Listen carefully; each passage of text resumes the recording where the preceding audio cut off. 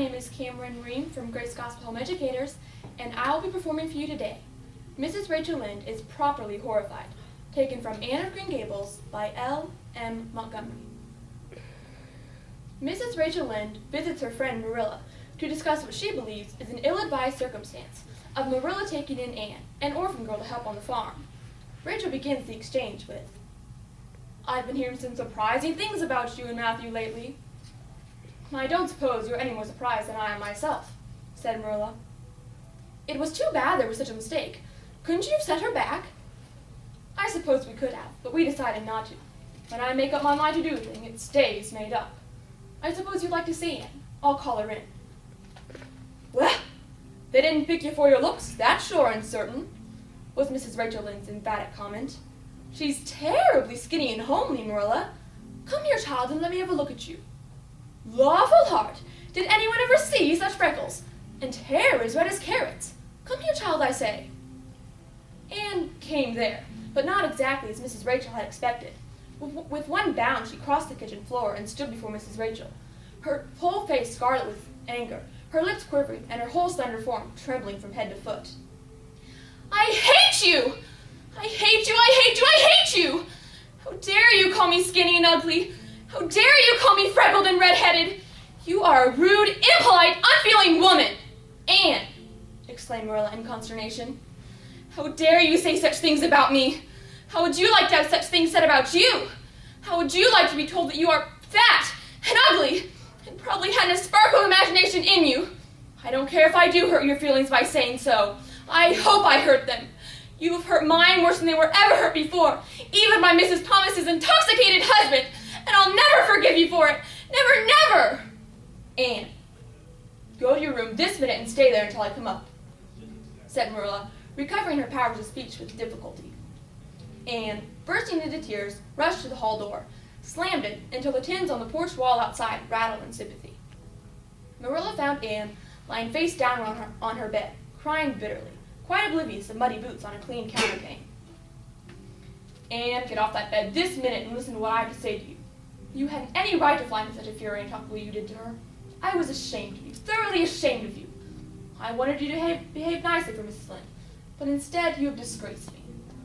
You must go to her and tell her that you are sorry for your bad temper, and ask her to forgive you." "I can never do that. You can punish me in any way you like, Marilla. You can shut me up in a dark, damp dungeon, inhabited by snakes and toads, and feed me on only bread and water, and I shall not complain. But I cannot ask Mrs. Lynde to forgive me. We are not in the habit of shutting people up in dark, damp dungeons, especially as they are rather scarce in Avonlea.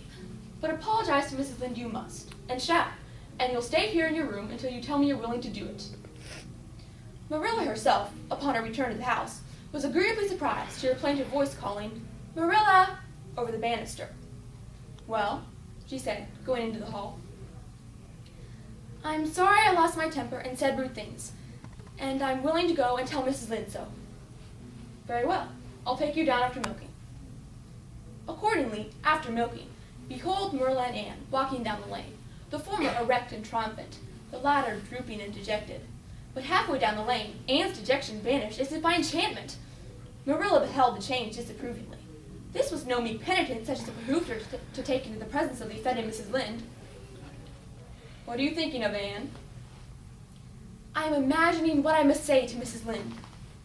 This was satisfactory, or should have been so, but Marilla could not rid herself of the notion that something in her scheme of punishment was going askew. Anne had no business to look so rapt and radiant. Rapt and radiant, Anne continued, until they were in the very presence of Mrs. Lynde. Then the radiance vanished. Mournful penitence appeared on every feature. Before a word was spoken, Anne suddenly went down on her knees before the astonished Mrs. Lynde and held out her hands beseechingly. "Oh, Mrs. Lynde, I am so extremely sorry. I can never express all of my sorrow. No, not if I used up a whole dictionary. You must just imagine it. I behaved terribly to you, and I have disgraced the dear friends, Matthew and Marilla, who let me stay at Green Gables, although I'm not a boy. I'm a dreadfully wicked and ungrateful girl, and I deserve to be punished and cast out by respectable people forever. It was very wicked of me to fly into a temper because you told me the truth. It was the truth. Every word you said was true. My hair is red, and I'm freckled and skinny and ugly.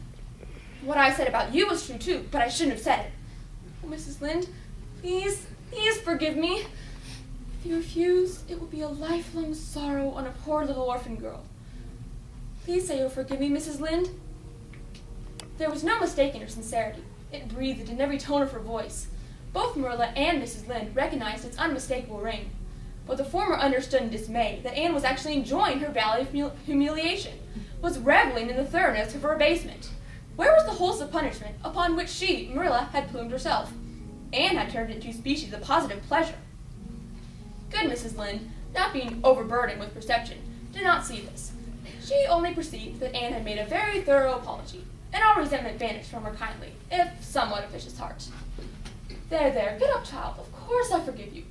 I guess I was a little too hard on you anyway, but I'm such an outspoken person. You just mustn't mind me, that's what.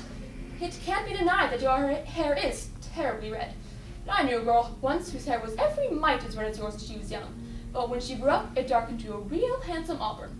I wouldn't be a mite surprised if yours did too. Not a mite. Oh, Mrs. Lynde, you've given me a hope. I shall always feel that you are a benefactor.